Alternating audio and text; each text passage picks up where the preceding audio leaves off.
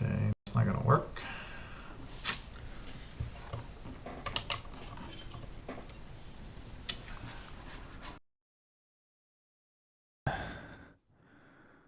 Nope.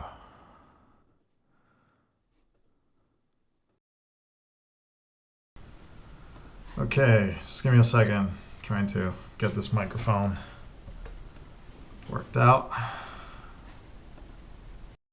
Finally. Okay, I think this is better. Should be at the very least. Hello, everyone. So today we have a few Dumbphone things. Also a kind of maybe introduction to a phone that could be helpful. Give me a second. Maybe I'll decrease this by like a tad. There you go. Should be better. Yeah, so we'll do some news, some stuff. As always, we'll have some extra things here and there for the Dumbphones. And let me get my page so I can get it out there. Really excited about some of the upcoming Dumbphones now this fall / beginning of the year. It's going to be quite interesting. And again, if you have any questions, make sure to put them in the comments of the video, and then we'll be interacting with those in just a second. But yeah, it's a good day, Halloween, to check out some Dumbphones. In short, we'll be taking a look. Let me expand. No. Go a little bit. Yeah, there you go. That's good. One phone that got a upgrade is the Wonderphone. So Wonderphone got an upgrade the other day. It's a little bit snappier, a little bit faster. They went over some revisions of, if I recall correctly, they went over some revisions of Android Auto.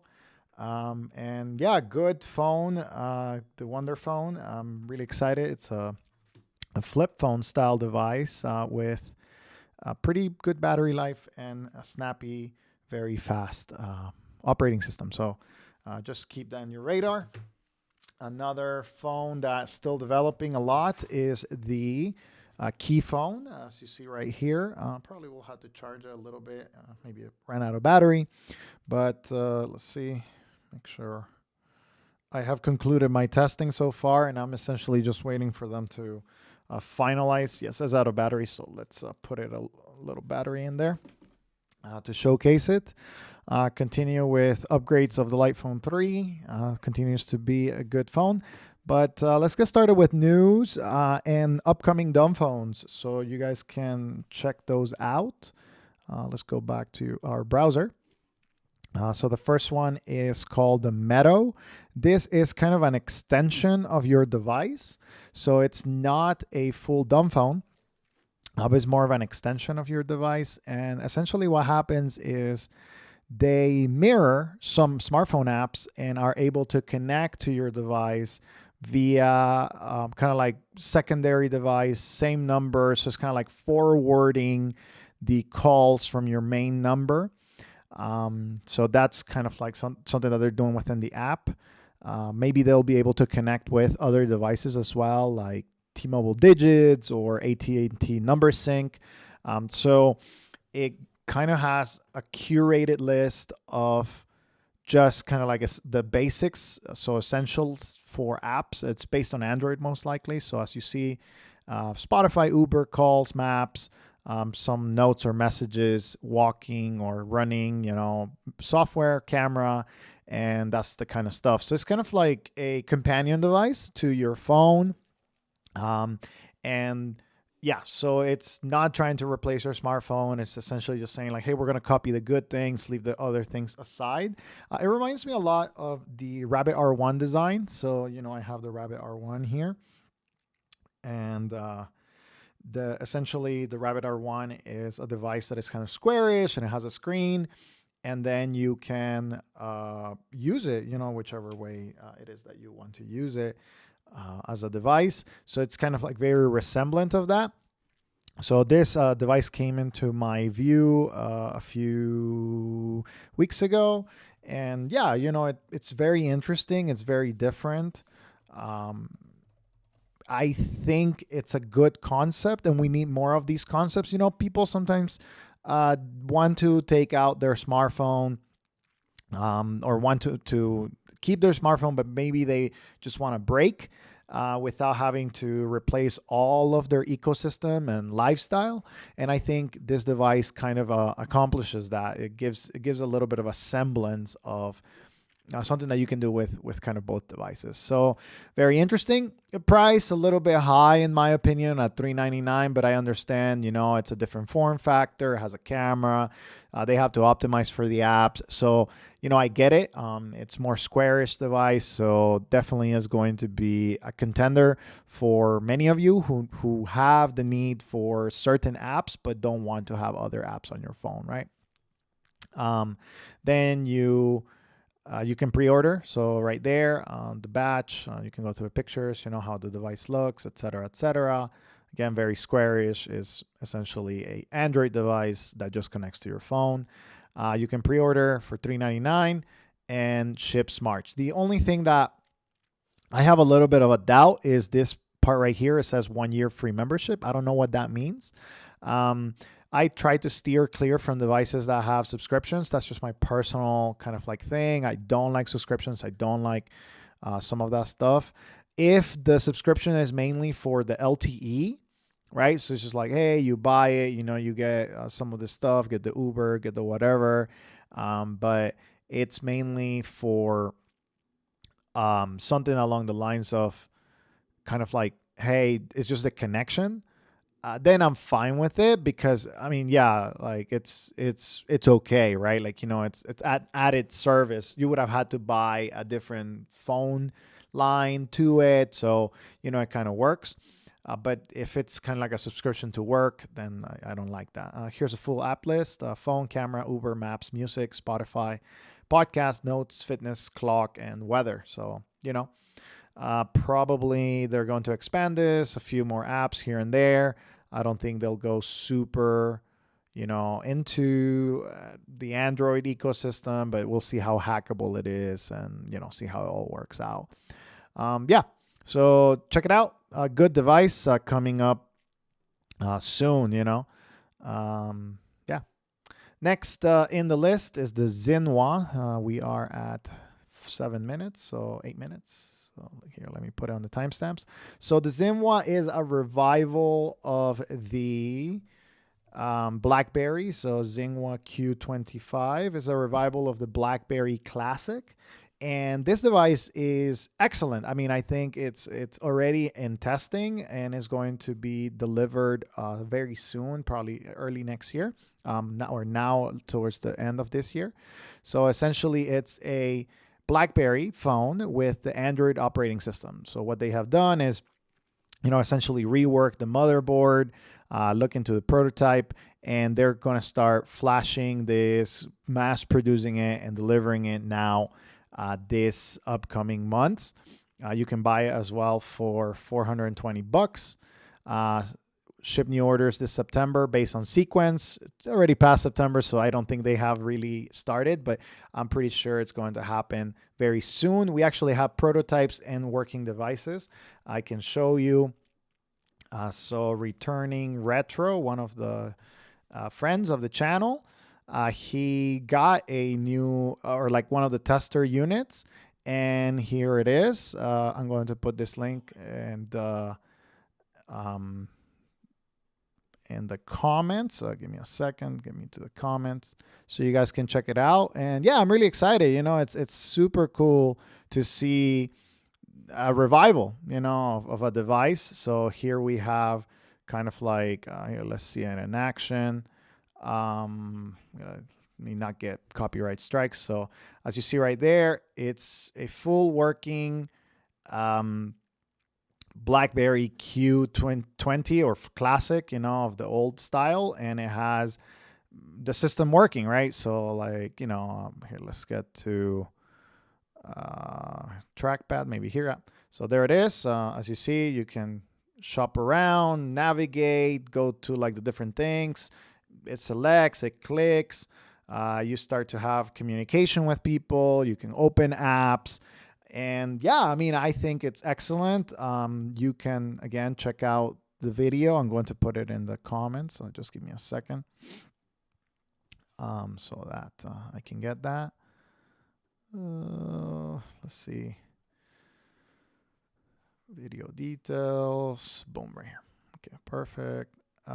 Yes, right here. Here's the link, so you can check out the video, you know, and like watch it on your own, go through the links, that kind of stuff. So that's super exciting, you know, to see that there is a company looking to make things better, make things easier, right? So as you see, the touchscreen works. And yeah, everything essentially works. You're able to have some of the kind of like working things that still has a headphone jack, like the original device. And yeah, they're continuing to improve it, right? Like, you know, it's going to be a work in progress for a lot of people to use this device. But as you see, it is a BlackBerry Classic running Android. They have reworked a lot of the motherboard, and they have reworked a lot of some of these things, like the flashlight. I mean, you know, everything is working. And of course, it's going to be ready for mass consumption and working, hopefully by the end of this year, beginning of next. I would just give it until January. You know, there's a lot of companies right now that have gone with kind of like it's very difficult right now because of the tariffs, because of like everything that is happening around in the space. These are just things that are going to continue to be hard to develop. But yeah, just give them probably until January to kind of get it working, get it going. And let's go back to the Zinwa. Yep, page is again about $420, which I think is worth it for the LTE configuration. You can look at the details here of, you know, what they have reworked and what they have redone. And yeah, you know, it's kind of like something that allows you to still use this device for the VoLTEs. And if you have one laying around and you want to rework it yourself and do all of the things yourself, you can save $100 for the assembly and do it yourself. If you have, you know, they'll send you the motherboard and the cameras and kind of like a kit for you to do it yourself. If you feel confident to do that instead of, you know, kind of like working on that. So go check out the video, go check out the page, you know, and I think it's going to be, yeah, just helpful, you know, to go into the Zinwa page, and yeah, I mean, I don't know, that's kind of like something that I'm excited about. And yeah, you can see the price, you can see their progress. They have a Discord as well, if you want to join and kind of like talk, you know, with the producers of this device and kind of get a little bit of a sense of what's going on. They have also developed a project, Zinwa Q25. This is for the future. So this is a device that they're looking to get in the future developed. You know, it's kind of like QWERTY still, but more modern, you know. And of course, this is their own project outside of the Q25. I would say it's also a good idea. It's just a matter of like, you know, whether it's going to work and whether it's going to get developed. It always depends on price. It always depends on availability. It always depends on whether people are willing to buy it. So yeah, we'll look into more devices. And oh, hey, hey Jake, how's it going? Right, there it is, returning retro.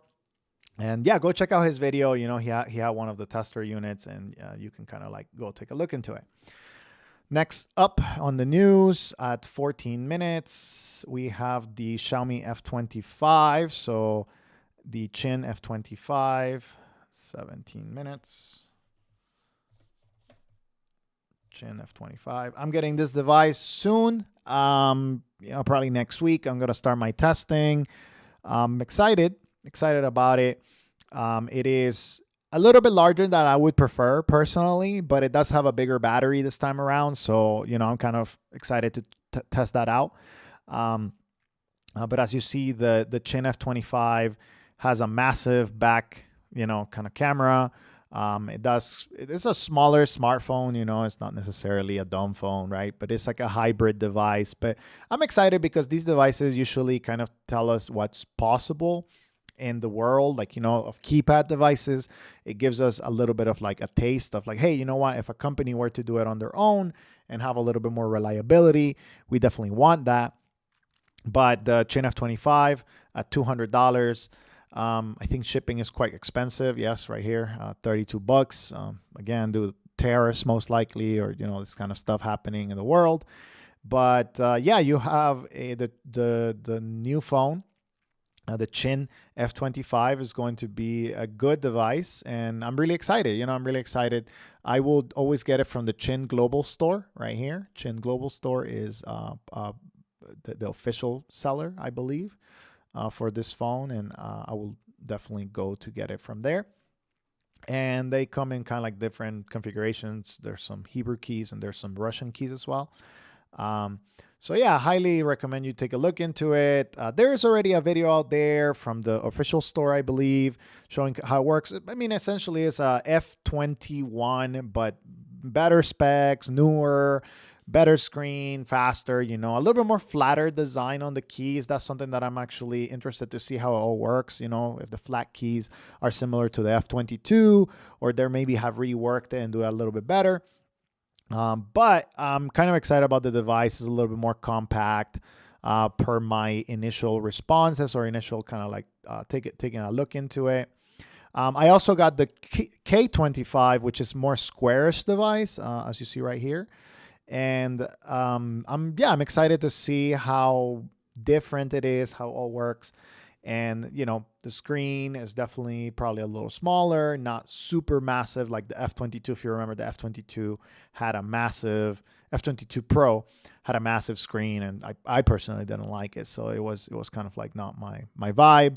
But this one has a 4-inch screen, you know, and I'm excited to see how slim, how good it feels in the hand, how's the camera, you know, and again, you can look at all of the different specifications. Of course, I still have a place in my heart for the F21 Pro. That device, I think it was excellent in the size of the device and how it worked. But, you know, it's time for a refresh for that same form factor, that same idea. So go check it out. And if you want something more squarish, you have the K25, which is, I also ordered, you know, I'm also be getting it. I'll be testing it. It's more of a squarish, different form factor. It has this like kind of like protrusion right here for the camera. It's a little bit different, it's a little bit wonky, but I think it's going to serve a similar purpose than the Jelly Star. So yeah, I'm excited, and I will, I would like to, you know, kind of like looking into some of this stuff. And yeah, okay, next on the list at around 18:25. Okay. Oh, then I got that previous one wrong. I think I said 17 minutes, so it's probably 14 minutes. So now at 19 minutes, the Ikko MindOne is still on pre-order, about to be delivered at the end of this year. This is a little bit of a bigger company as well. You know, they've been in the market with their previous device. So I did order this one when it was kind of like late, maybe late last year, earlier this year. You know, I got to the pre-order. So this is a squarish device, the Ikko MindOne. It is a squarish, again, more of like this kind of like form factor of the Rabbit R1, a little bit larger, but that squarish phone with essentially, you know, different colors that you can get. You can get the Pro model. It's about 4 inches, Android 15, and Ikko OS. They have also decided to open up the bootloader so we can load different operating systems, maybe make it more of a straight device that is less distracting. You know, having Android is always a kind of like a little bit of a slippery slope, you know, so that's something. And they have also added this is a size comparison, as you see right here. It's about half the size of our regular iPhone, and even with the keyboard is about the size of a BlackBerry Passport, still shorter, you know. So they have a keyboard attachment. I don't know if we can see it. Maybe in the pictures. No, it's not there. It's right here. So it's a QWERTY keyboard attachment. Oh, there is snapping case. So as you see, you snap it in, you put it in, and you also have a QWERTY keyboard available right there for it, which is, again, super exciting to see different form factors, different ideas. And yeah, like I'm really happy to see, kind of like working on different designs, right? So, smartphones are quite boring nowadays. They have these large screens, there's only one kind of form factor that you can use, but giving options to consumers is always great. And having a phone, squarish phone with a QWERTY keyboard, I think is going to be, excellent for all people that are looking for something different, right? And especially if the bootloader is unlocked and you can develop, different operating systems and do some of this kind of different stuff, I think is excellent to see. So go check it out, Ikko MindOne with the snapping case. If it's for you, go pre-order it. And I believe, yes, delivery begins in December 2025. So we're very close to the delivery of this device. And yeah, about a month and a little bit, give it till the end of the year. I'm pretty confident that they probably will deliver this one on time. So, and again, there's a lot of things going on in the world. So if they take a little bit of longer time, just be patient. I think it's worth it to have a different device that looks different, has, some of these different features and more open availability, for the world, for the US. These are global devices. Pretty much all of the ones that I have mentioned are global except the Qin F25. This one mainly doesn't work in the United States. So don't get it. Don't get these Qin devices for the United States. I get them because I'm testing them. I'm making the reviews. And then I'm giving it to people that are essentially not in the country because they're not going to work here. But the Ikko, the Zinwa, the Meadow, they have compatibility. Maybe the Meadow does not have compatibility outside of the United States, but maybe I'll check in with them, that's something to keep in mind.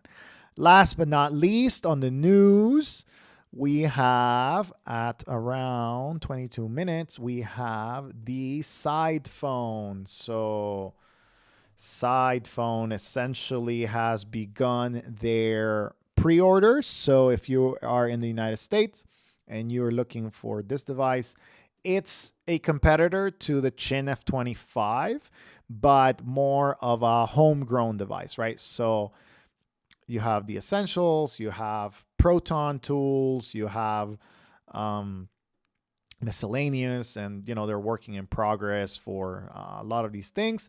It's a small device, sleek device with different attachments. So they're going to be creating some of these different attachments, but it's more of a keypad device with a different design, sleeker, nicer, that kind of stuff. Their price is $299, it seems. I believe I have already pre-ordered my version. That was like I was one of the first backers, or kind of like one of the first people to get that. And you can pre-order today at $249. Arrives January 2026, and $299 will be the final price. So yeah, they have a link to their current limitations to understand what this device is for. As you see right there, it's quite sleek, quite nice. You have there the device without any attachments. You can attach different modules. That's what they're trying to develop. They're developing that module. They're developing their wheel module. They want to develop a keyboard. And if you're outside of the US, stay tuned.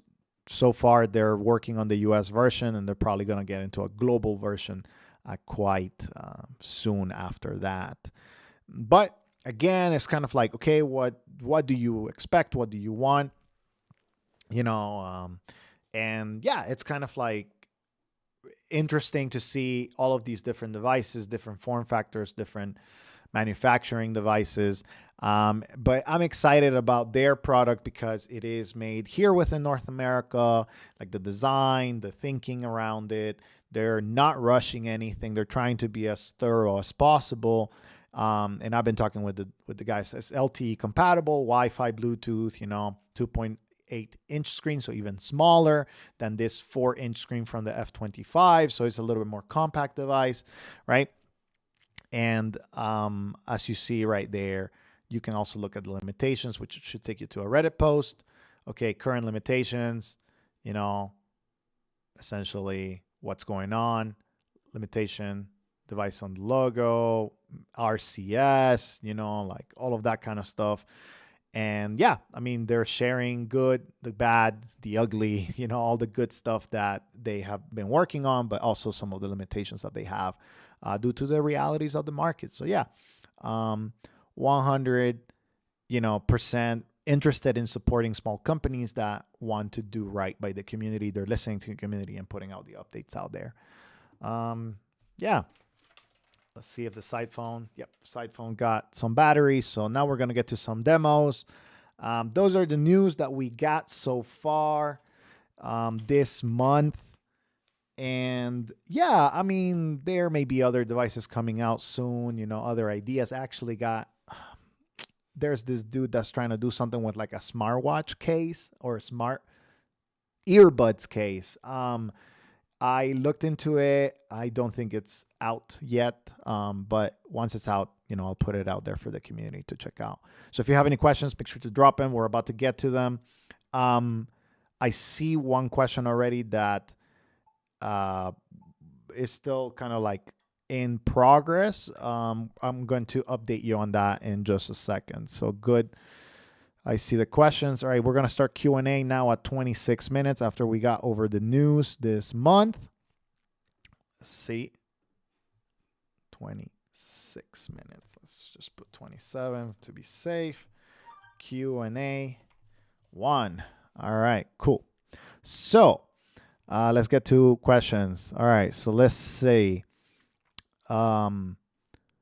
Jack says, which one would you say is the most reliable, durable, that does the bare minimum without any extra gimmicks? Oh, good question. So when it comes to durability, like having a rugged device, something that is going to be lasting a pretty long time, and it's going to be good just for like overall things, I would say nothing beats the Kyocera Dura line. It's not necessarily cheap, but I think it's worth spending the money. You probably can get a used version, like, you know, like right here, $140. But I just think it's just worth, you know, getting a device that is going to last a long time. Calls, texts are reliable, and the device is supported by the company. And I highly recommend that you take a look into the Kyocera Dura X line. The MSRP is $250, but you know, you probably can get it for a little cheaper. There's a Dura XA Equip as well, which you can get unlocked or via US Cellular. But yeah, again, not cheap, not super cheap devices, but I think they're worth devices. So they're definitely worth it. You probably can find them a little bit cheaper on Amazon, you know, kind of like refurbished. Kyocera Dura X V. Yeah, there it is, 143, 199. So, you know, a little bit cheaper than the 250. Maybe you can find them used as well, you know, just kind of peruse the internet. But I highly recommend the Kyocera line of devices or the Sonim XP5 or XP3, actually. XP3 line of devices. So running this device, great for messaging, great for calls, nothing else, but it's rugged, it's a tank, it's going to last a long time. And it also has, like, you know, some of the latest technologies. At least the XP3 Plus has 5G.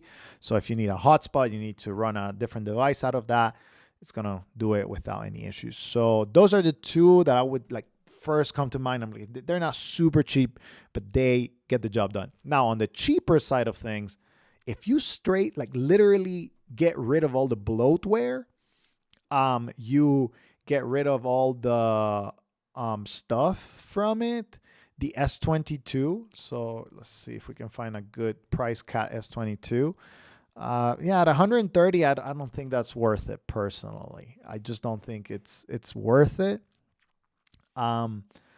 But it's also a rugged device, you know, that you can use. But at 130, it's a little bit more expensive than I would like. You probably can find them for like $80 used. eBay, you know, maybe don't look on Amazon.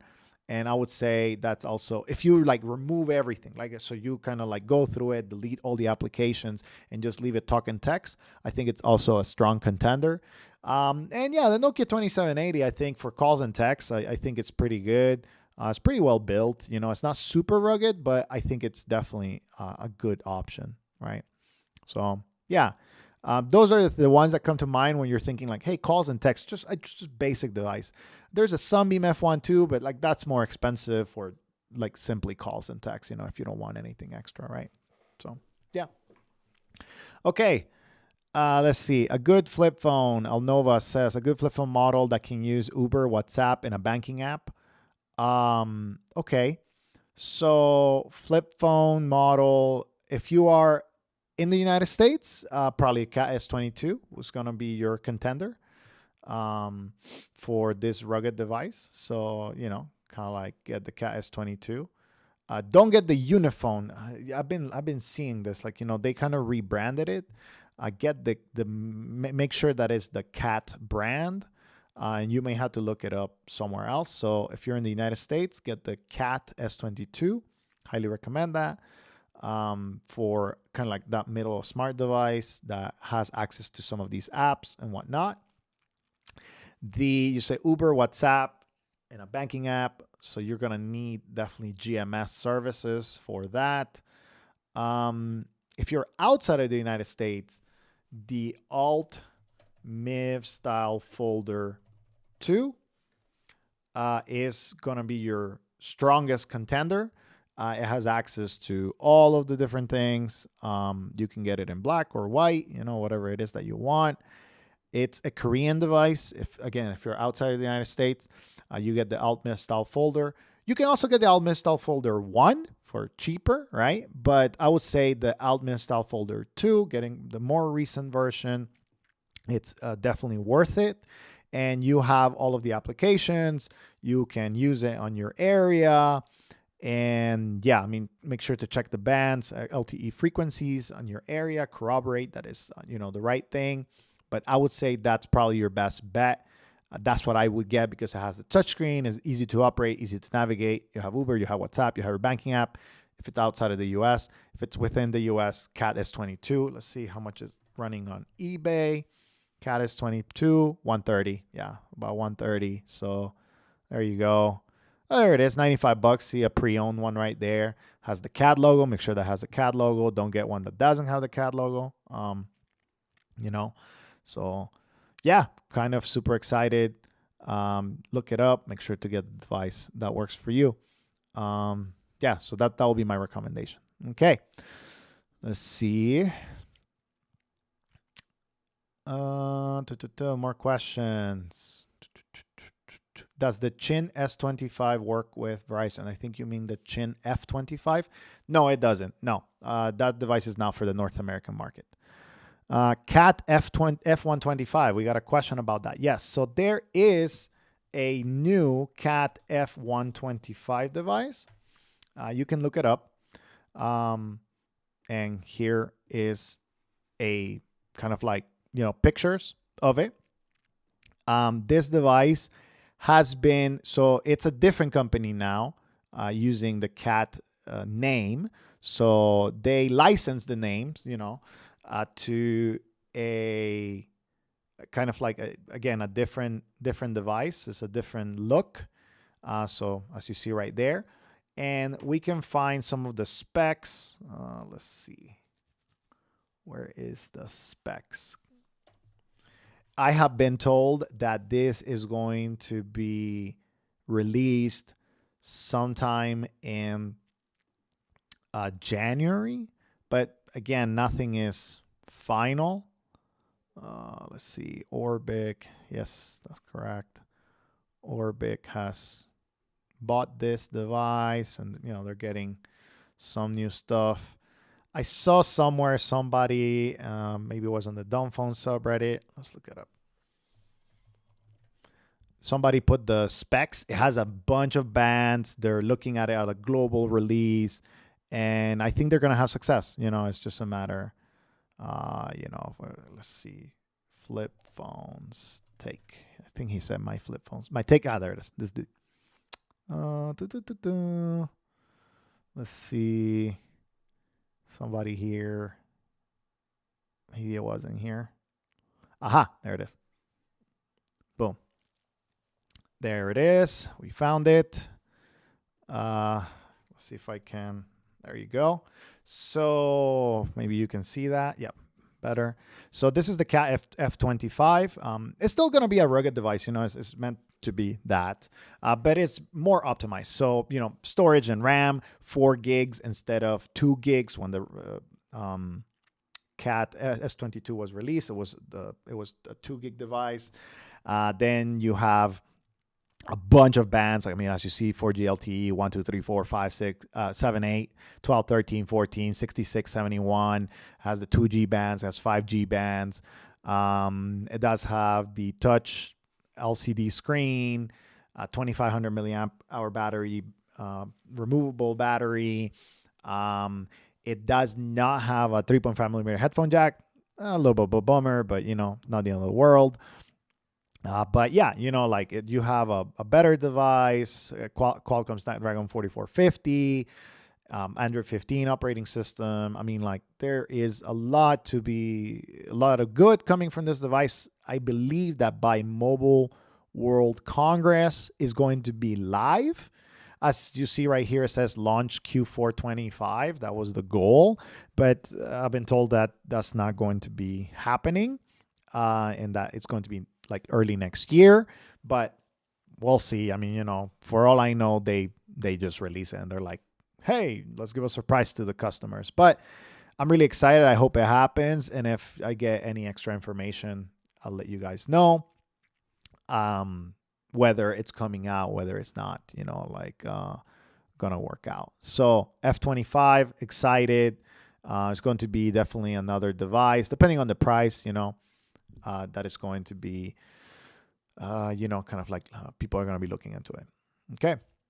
Another question, is it possible to modernize a model like the LG Ice Cream? Honestly, not without a lot of work, and I don't think a lot of people are interested in that work. So it's going to be interesting, difficult, to kind of look into it. Yeah. Okay. Next question.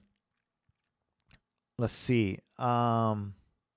Wondering what your thought of, Ibrahim says, what are your thoughts of using banking apps on phones running older Android versions? I don't recommend it. My personal experience is, let me tell you a little bit more of my experience and why I understand that some people are looking into banking apps. So when I came to this country, when I came to the United States, my family was broke. We came kind of like immigrant story, that kind of all that kind of stuff. Let me look up this thing. So I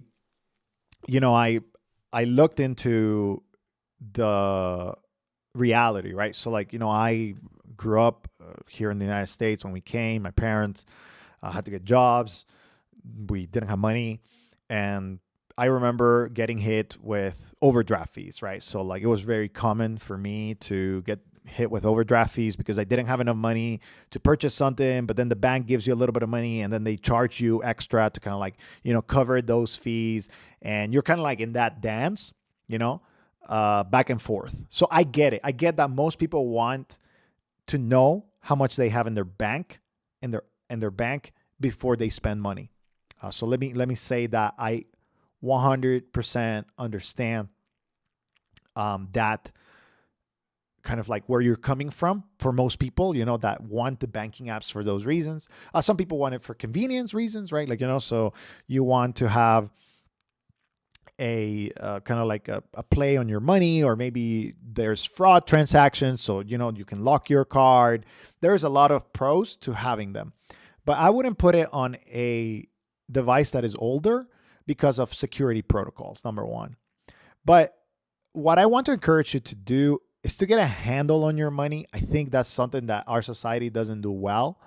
I have a page on my Dumbphone website called Books and Resources. This is the finance section.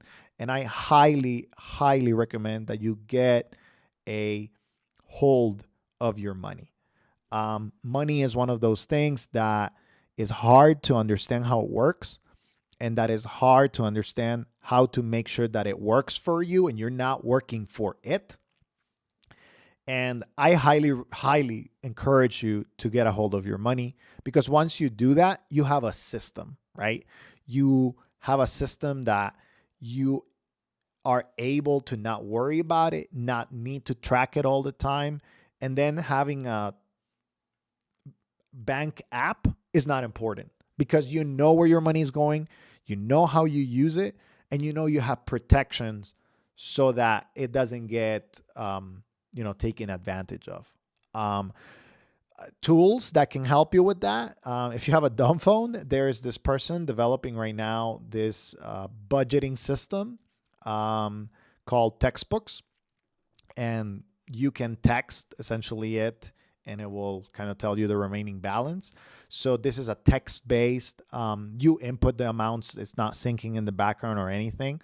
It's more of like you can keep track of things, and doing it in this way, it works for dumb phones, So if you get a dumb phone, or you get a phone that you don't want to put your banking apps on it, which I personally recommend that you don't put your banking apps on it, then you can sign up for something like this, kind of like Textbooks, and you have a system that you're able to text the information to.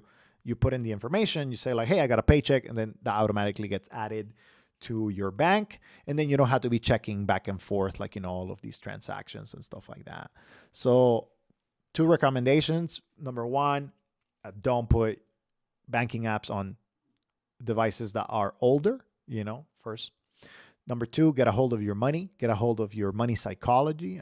This book right here, The Psychology of Money, excellent book. I Will Teach You to Be Rich. Excellent book as well. If you are, if you have a girlfriend or you have a spouse that you share money with, Money for Couples, 100% recommend. Great books that help you understand.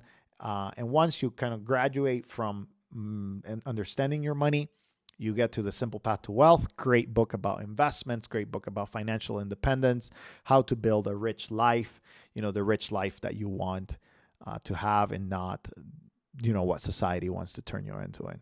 So highly recommend that you read, that you get understanding of your finances. I'm going to put this link on the chat so you can go check it out. Oh. And if you ever need help with money kind of stuff, I personally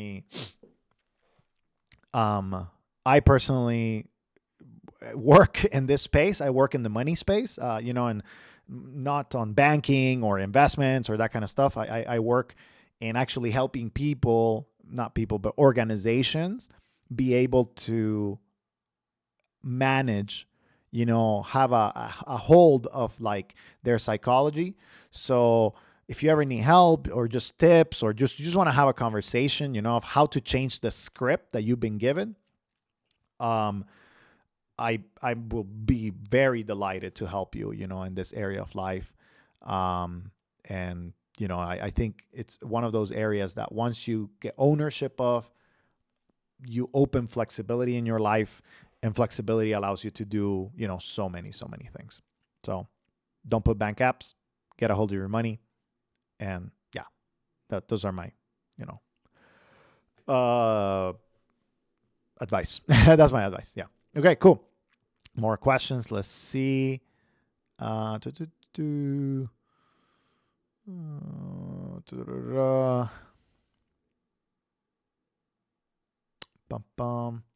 XA versus Sony 5G flip phone. Jose from Intuition FJ.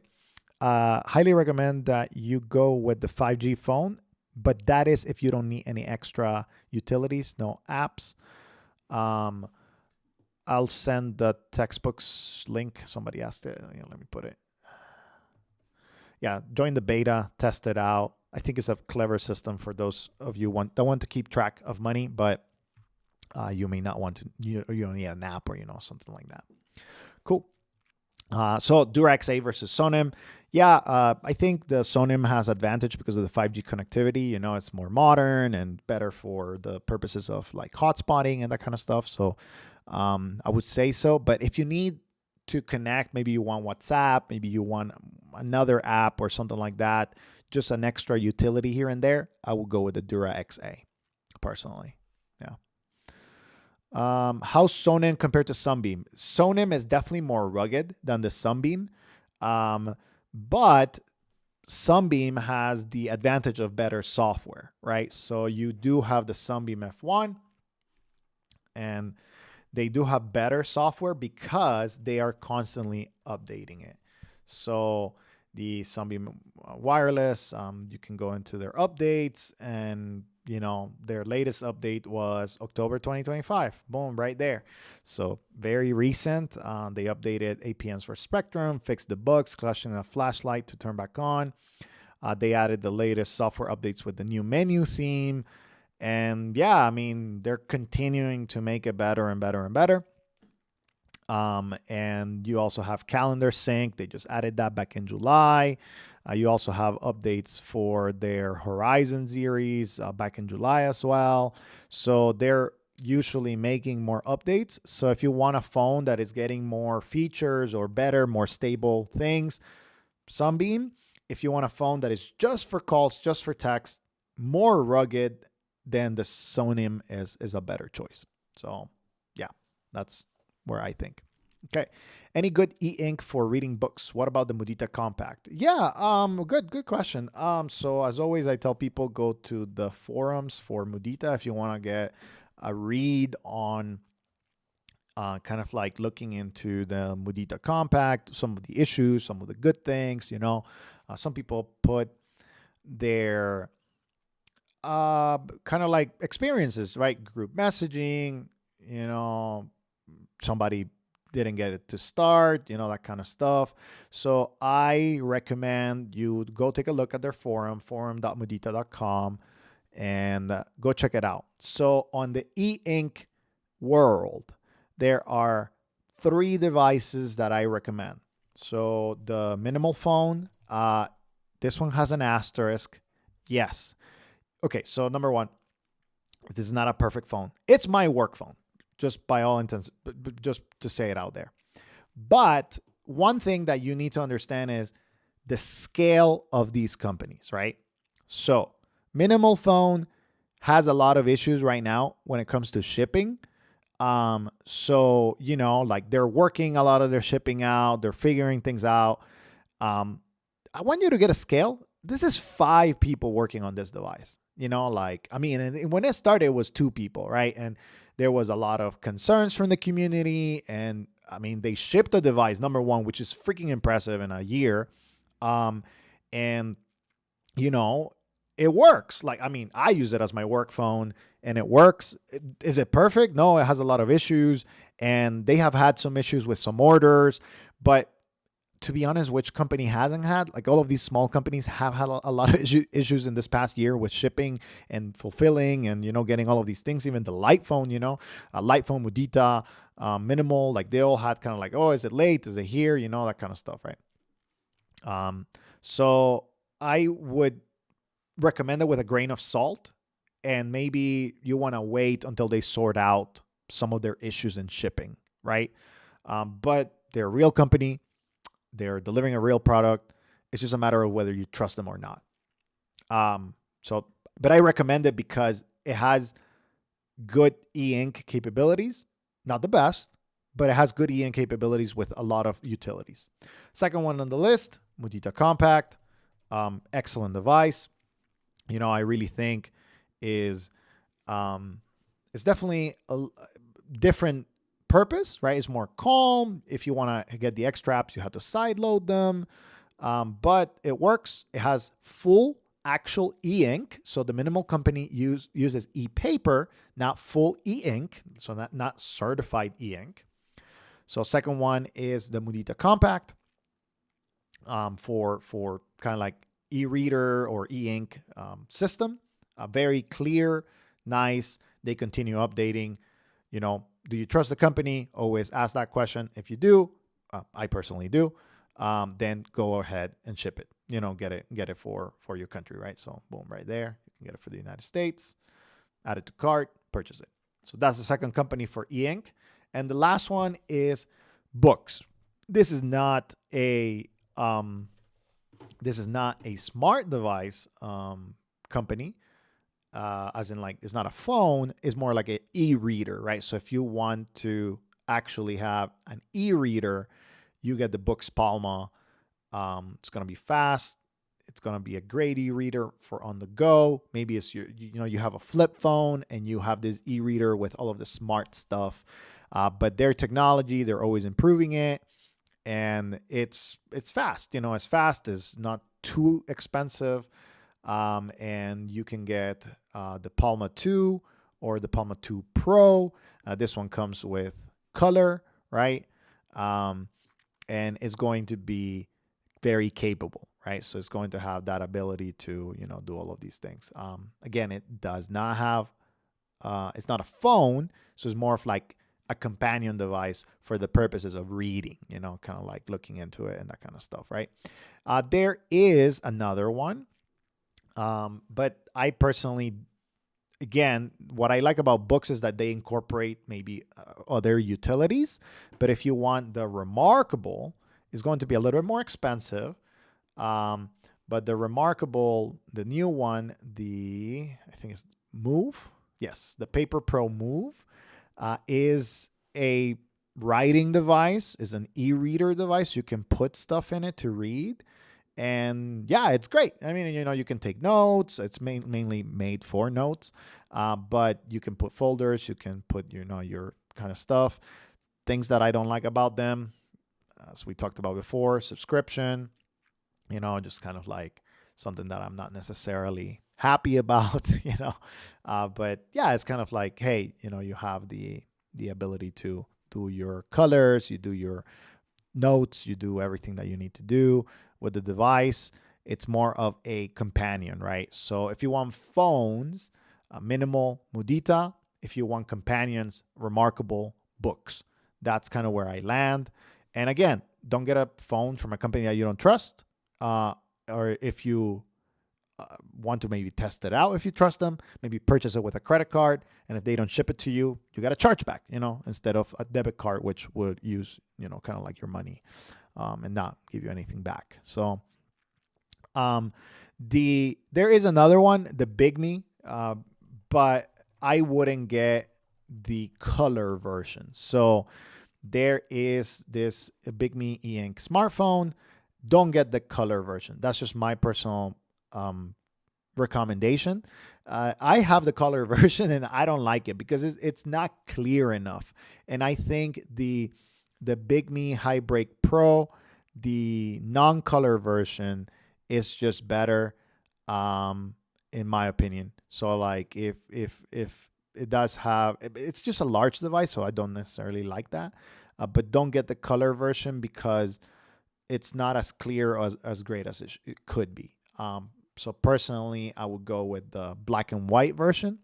That's just kind of like my personal take, not the color version. The color version, the density of the pixels is very poor, as you see right here, 92, whereas the hybrid black and white is 276 and the Pro is 300.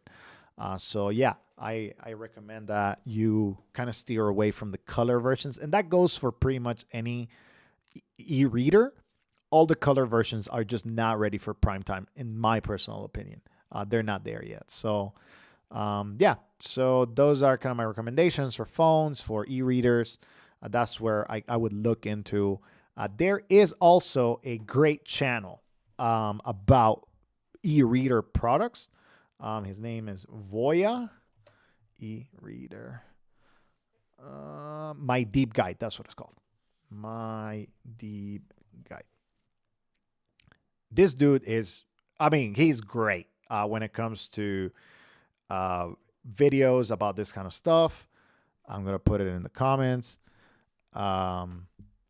And he goes in depth. Like, I mean, he literally has a long video, very detailed about any e-ink device. I mean, as you see, 20 minutes, 18 minutes, 23, 43 minutes right there. $1,200 ripoff or something special. I mean, you know, like you get to hear very thorough testing. He has a method. He records his method. Excellent, excellent channel. I personally think it's worth watching, you know, some of his content. He has the Remarkable Paper Pro Move right there, hands-on first impressions. Is it worth it? He's going to be, you know, like very, very good. See right there, review, 45 minutes. Not for everyone, but one of a kind. Okay, good. You know, like you get very thorough, methodical, kind of like, you know, ideas on what to use for e-ink readers, and, you know, kind of like, yeah, you know, that kind of stuff. So he has tons and tons of videos about e-paper, e-ink screens, and I highly recommend you take a look into that if you have any questions. He definitely is more knowledgeable than I am for this kind of stuff. Cool. More questions. We're getting to the end of Q&A. Let's see.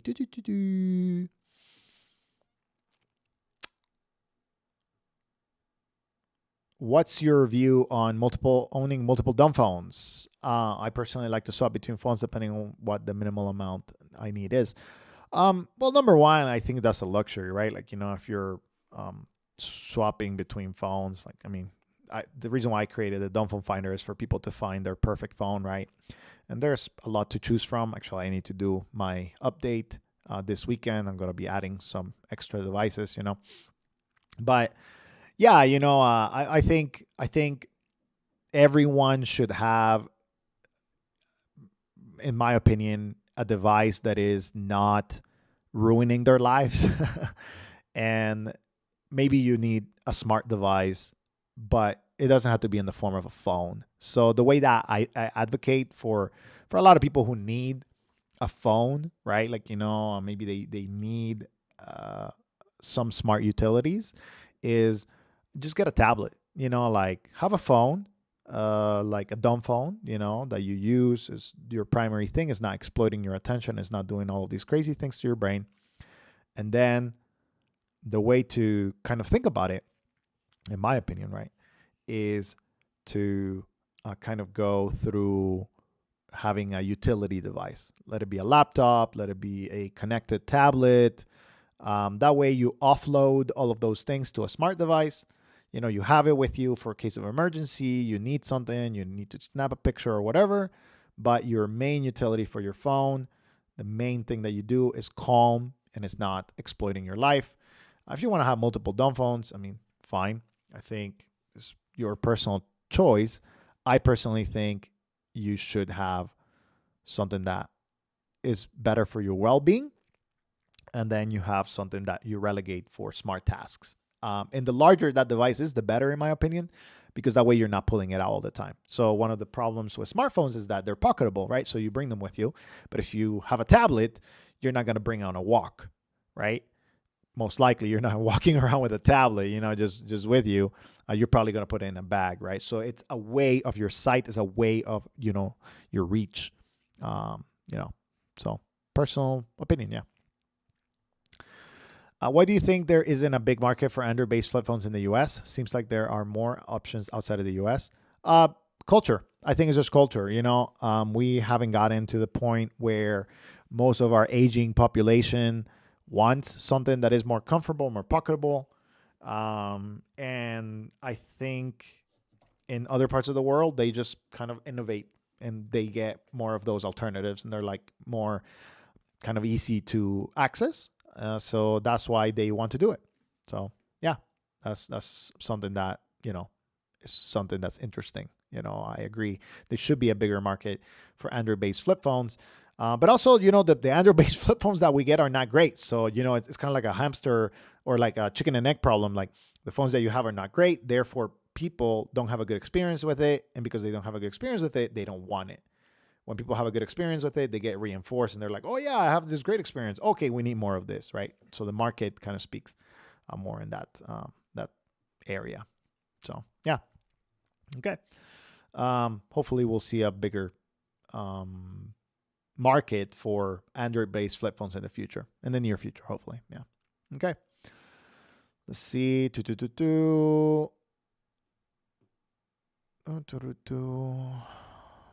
How many songs do you have on your LP3? Good question.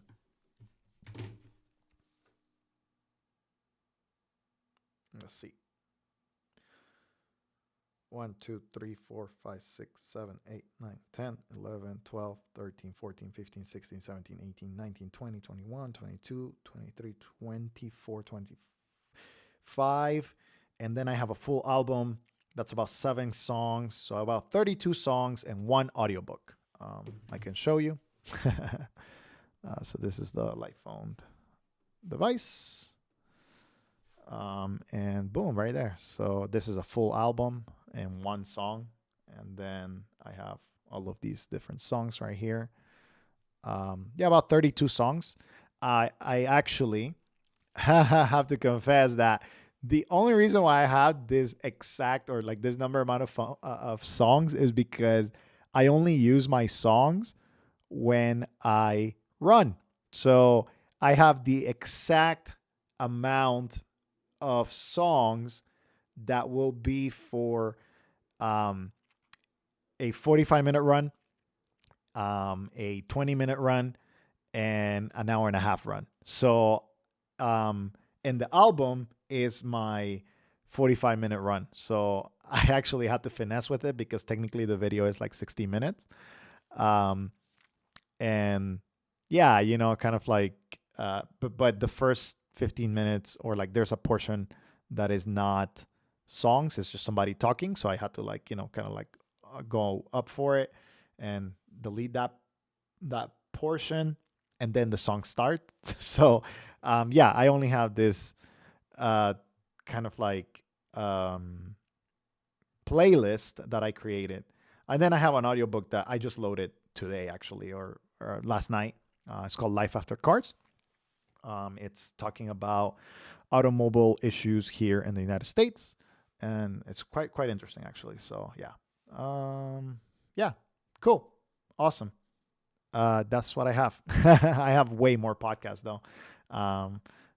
That's more of like my thing to do. I have like a lot more podcasts that I listen to. Yeah.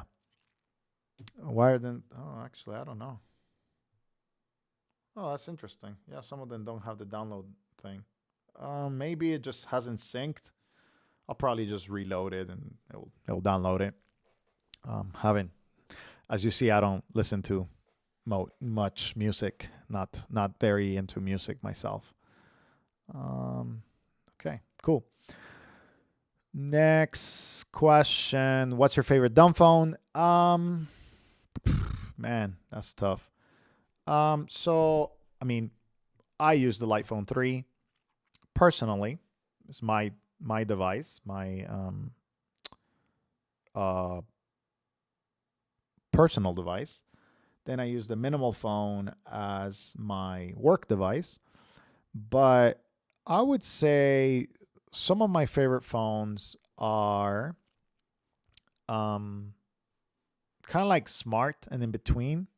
Personally, I think the Lightphone, the minimal phone, anything that has a deterrent, it's already like in my list.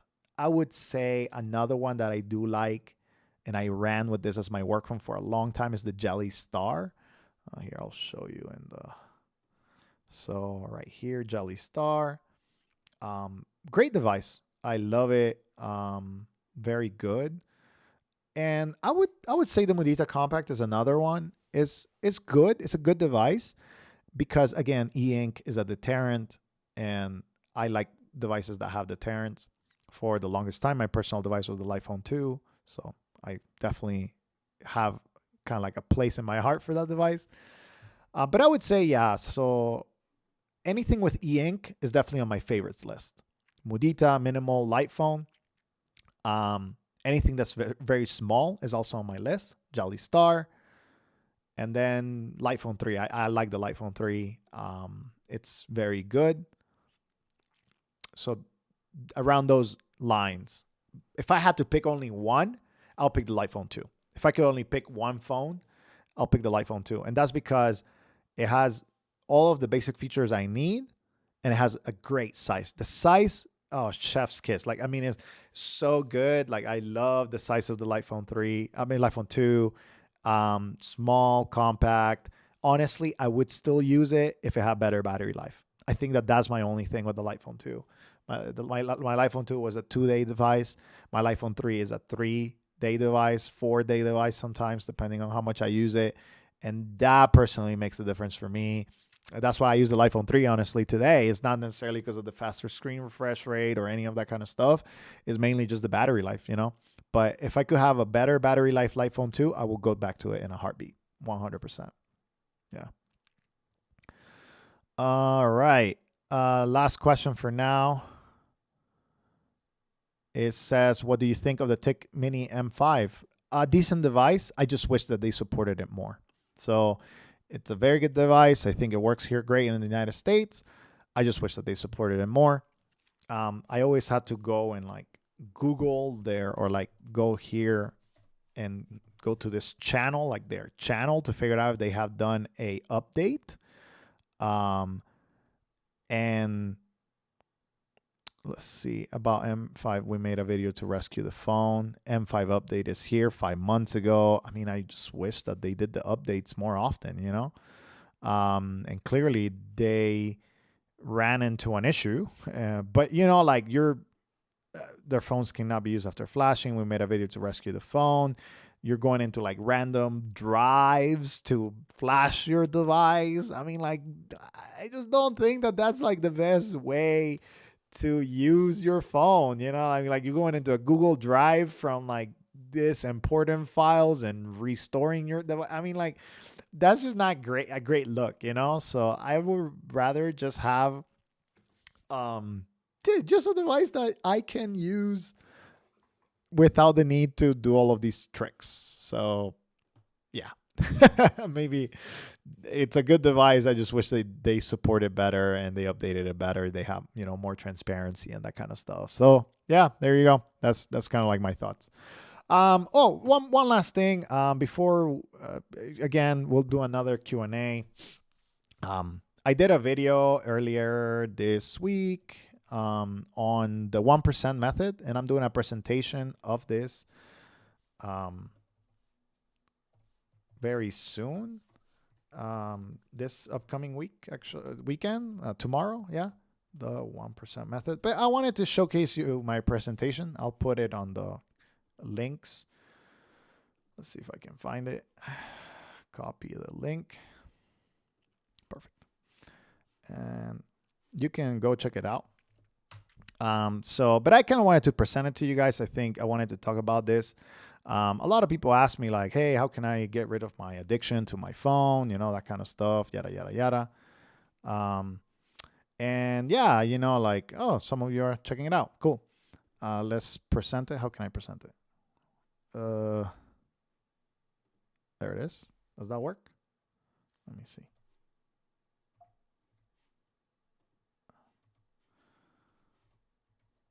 I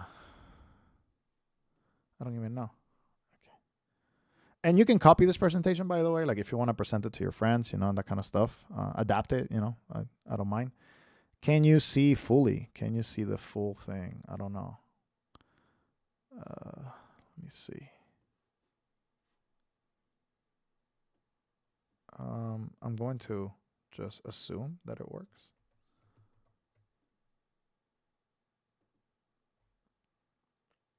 Why does this not work? How can I present this? Let's see. I'll just present it like this. I think like maybe I'll just expand. Oh, there it is. I can expand it a little bit. Okay, cool. So simple idea here.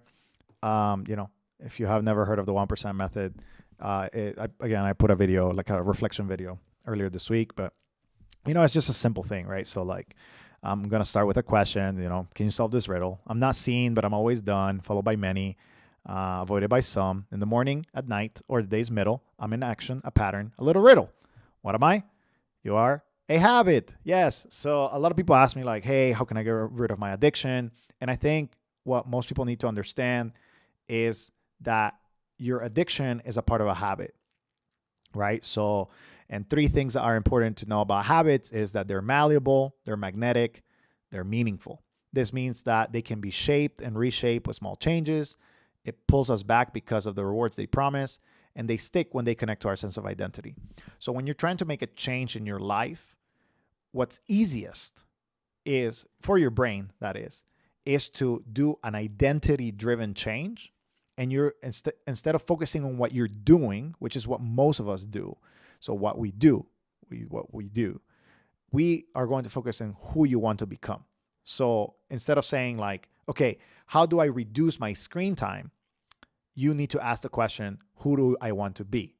So instead of saying like, I want to reduce my screen time, instead of that being the first thing that comes to your brain, I want to reduce my screen time by 5 hours or whatever, you say, I'm the type of person that doesn't overuse their phone.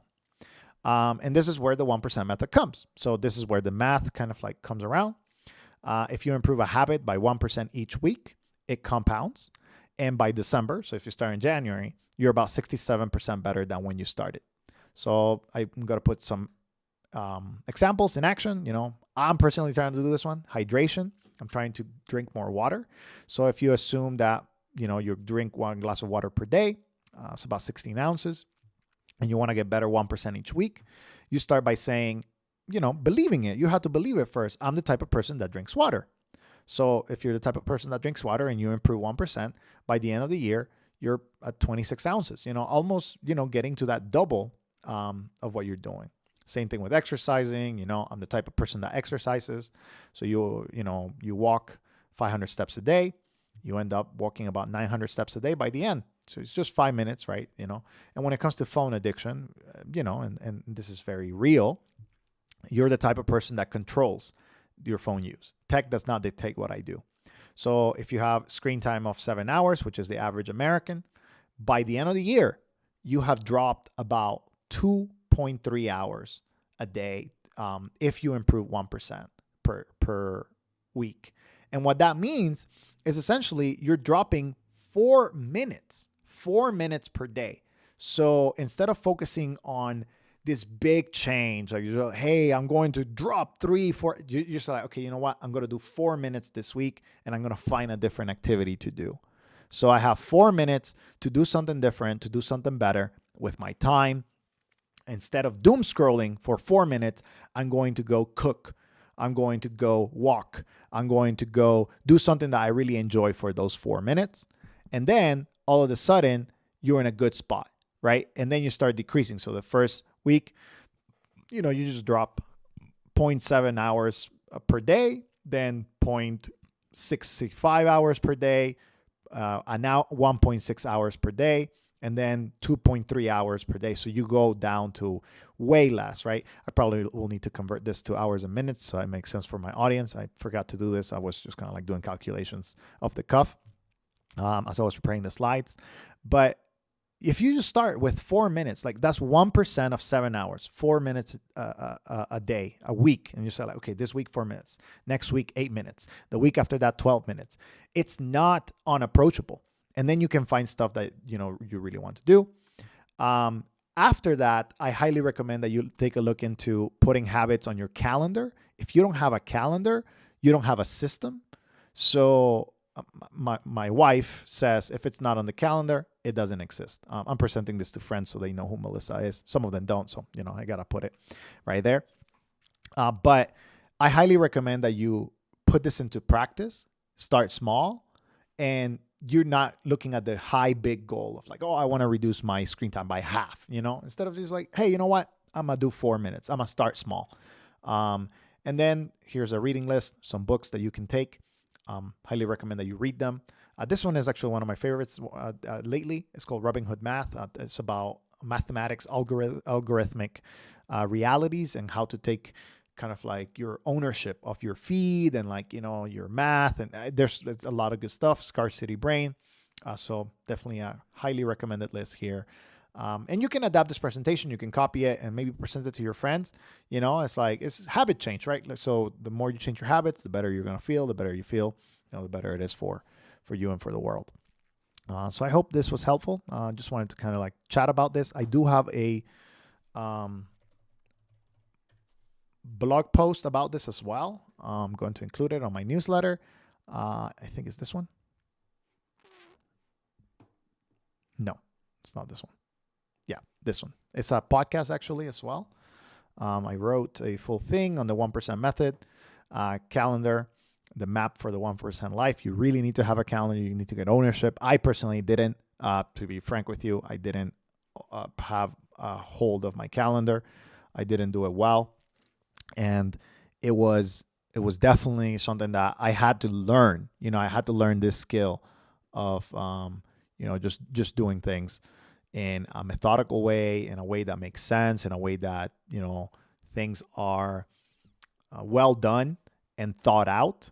But when you don't have even a place to start from, it's extremely difficult to figure things out. So you can go read my post and, comment on it, share it with friends, whatever. You can go see the presentation, copy it, present it to your friends, think about it, read the books, create a life that you want. And that's going to give you, something to kind of like as an example, right? So like, most of our friends, most of the people that we love, they learn from example. They learn from looking at us and be like, oh, is your life better since you got a Dumbphone, or is it more inconvenient or whatever? Or is it, a life that, wow, like, this is amazing. I definitely want to try it out for myself. So yeah, those are some thoughts. Hopefully that was helpful to you. There's no sense in 4 minutes. This is delusional. Better to start at least from 15 minutes. I mean, like, yeah, you can start from like a larger amount of time, but a lot of people, in their brain and their thinking, they see 15 minutes and they're like, man, that's a lot of time, and I don't want to do it, right?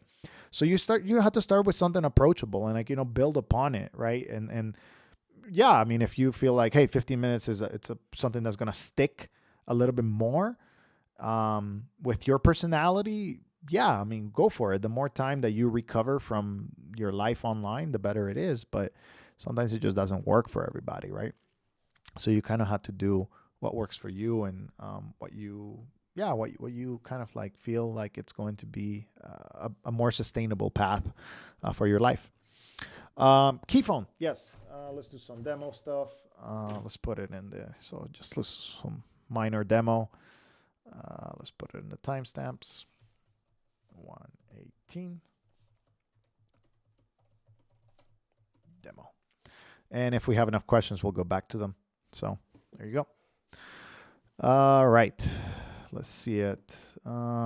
Yes. So we have the Keyphone. So keyboard device. You can take it off and put a different modular system. They're working on those. And I've liked it so far during my testing. One thing that I don't like is these capacitive buttons. They're sometimes inconsistent in what you can select or not. Kind of like works and this kind of stuff. But the overall experience is pretty snappy, pretty fast, and like you kind of can get around the menus pretty easily. So I personally think that it's a very good device, but I wouldn't get the one with the keyboard. Even though that's like the novelty, right? But it's just a little bit inconvenient. It's a little bit cramped, per my experience. It is fun to use, but it's like sometimes it's just not the best experience because the keys are just super small, especially when you're using your thumbs, to kind of like recognize it and, this kind of stuff, right? Yeah, the keyboard is a bit cramped. So don't necessarily enjoy the responsiveness of it compared to, I'll bring the minimal phone. I'll be right back.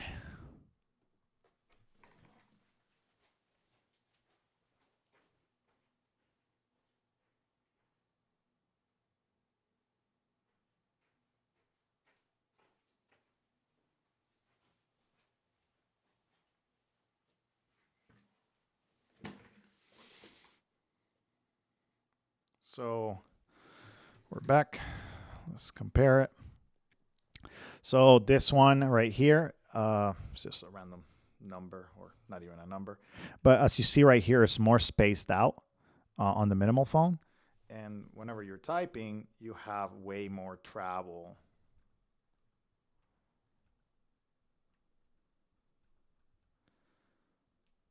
And I'm using the fast refresh rate.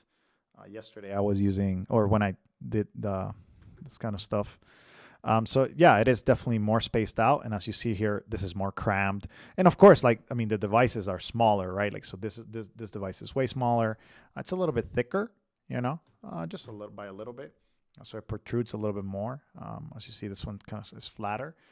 But yes, the experience on the key phone for the keyboard is a little bit, you know, kind of like, there's not enough space for my fingers to kind of go through it.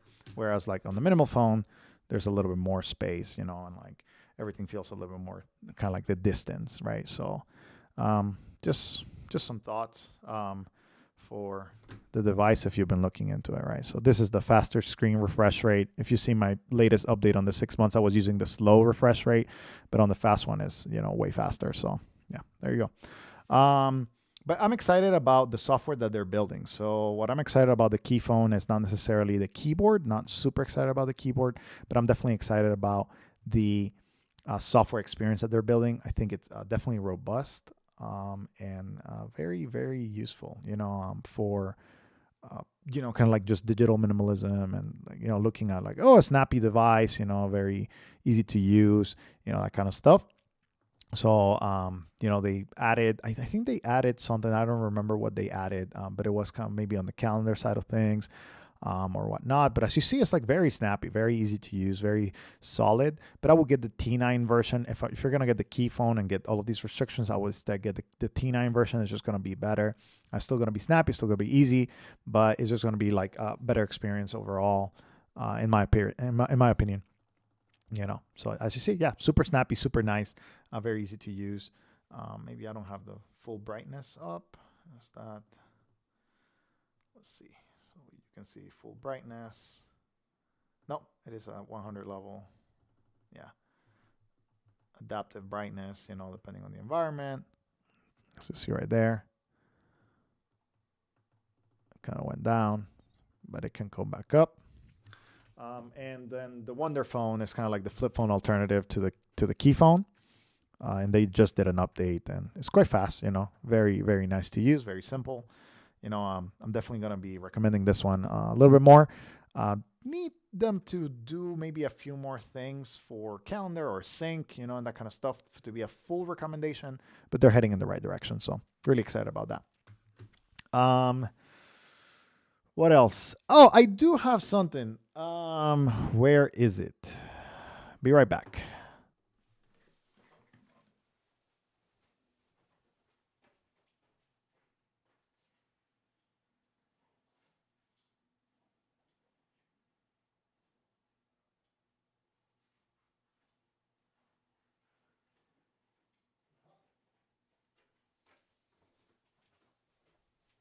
All right. Oh, it does have battery. Perfect. Okay, so I can showcase this to you. We're back. So this is a smartphone. It's not necessarily a dumb phone, but it is a basic, very basic smartphone. This is what's called the Pine phone. It's not Android. It's Linux, full Linux operating system. As you see, it's not the best. It's still kind of like in development. And I just wanted to showcase it because I think it's kind of like a interesting concept, right? So right now we have a monopoly or a duopoly, I guess, and the mobile operating system. And this is kind of like a breakout from that. I am always looking for like enthusiastic devices that are in the middle because they offer maybe an alternative vision to what it's currently available on the market. And what I like about, this kind of stuff, this kind of technology is just having the ability to, yeah, just kind of like, create a different system, create something that looks different.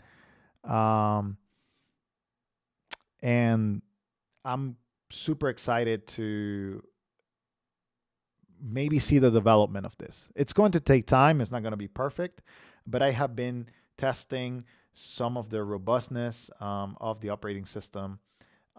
Let's see if it's a little slow sometimes, but that's more of like a hardware issue.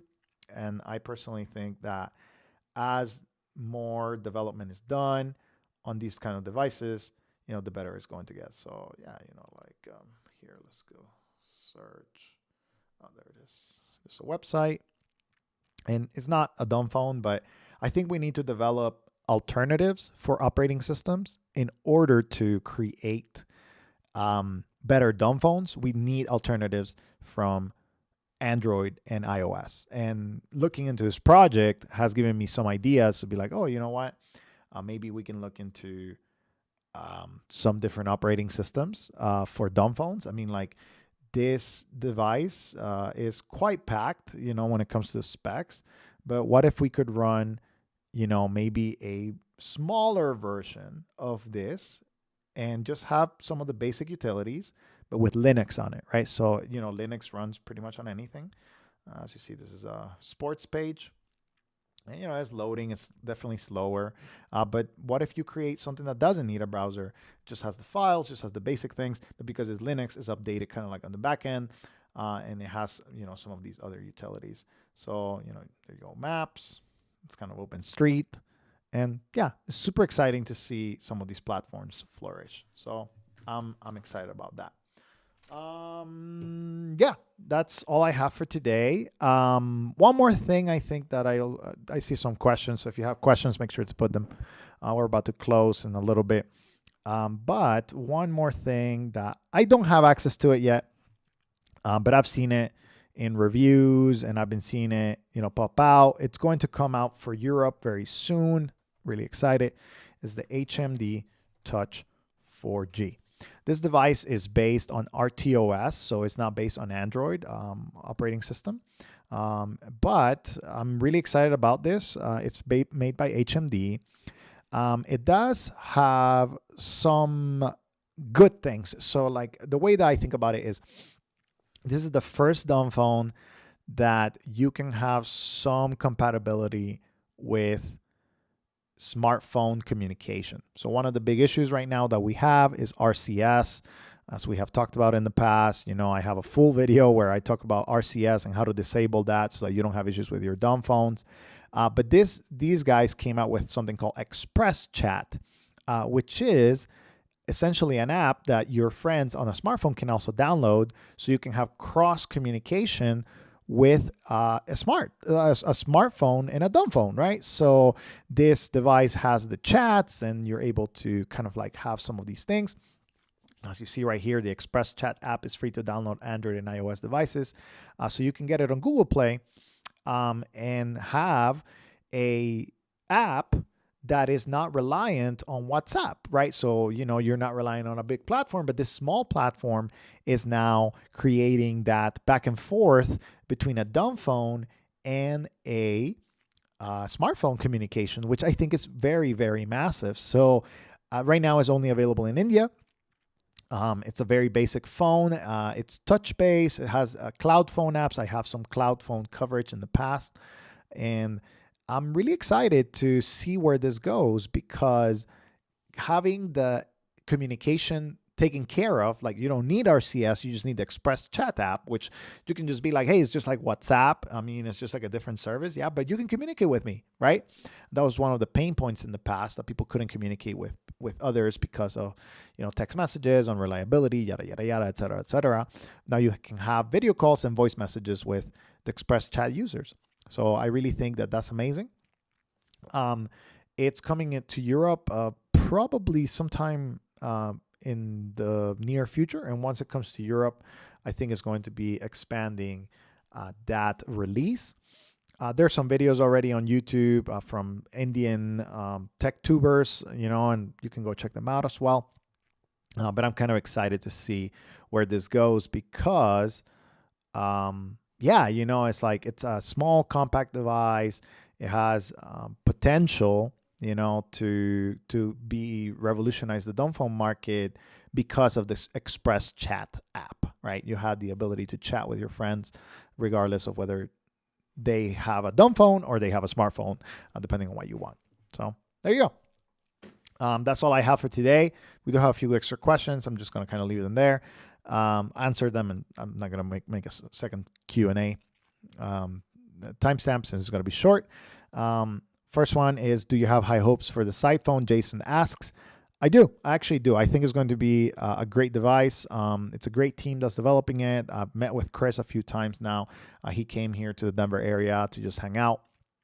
And I'm excited to, kind of like check it out and have more conversations with them and have that final tester unit, get it to testing and, give you guys a review of it.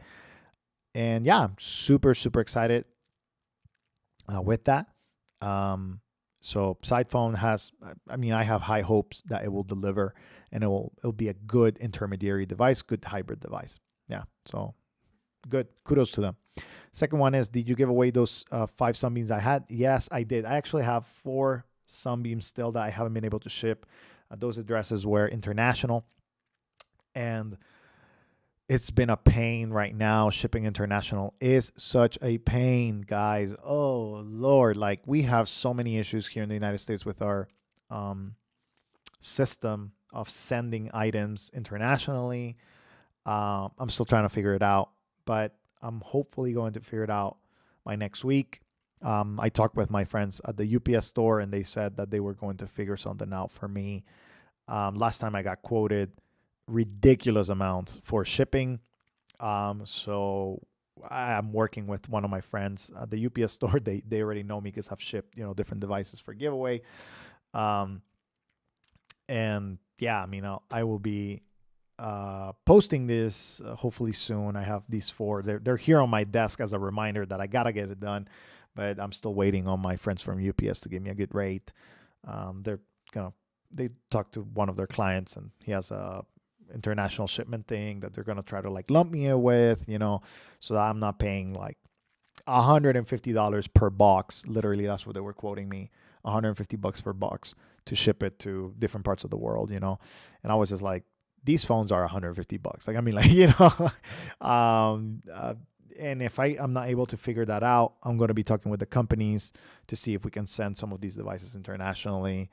But it's been tough. It's been tough. Yeah. Cool. Well, everyone, thanks for coming to another monthly live stream, getting the news, getting some of the questions answered. Thanks a lot. Thanks a lot for your support. And yeah, if you want to check out some of the content, it'll be there in the description. Some of the links that I mentioned today, I'm going to try to put them right after we're done here so that you have an idea of, what's going on and devices that we talked about, links to follow up, et cetera, et cetera. I hope all of those are helpful for you. And thanks again for being here. And if you have any questions, comments, you watch this again, and then you have like another question that pops up, put it in the comments. I'll be interacting with you guys. I try to reply to as many comments as I can for every video that, gets posted. And I'm human, but, I just try to like give as much information as I can so that you guys can live a very amazing life, the life that you want to live outside of your devices, moving offline, doing all the things that you want to do, and getting the latest information as well so you can share with your friends and family. Like, there's a future where our devices are not engineered to control us, but instead they're engineered to give us life satisfaction. So, all right, cool beans. See you next time. We're going to be ending soon.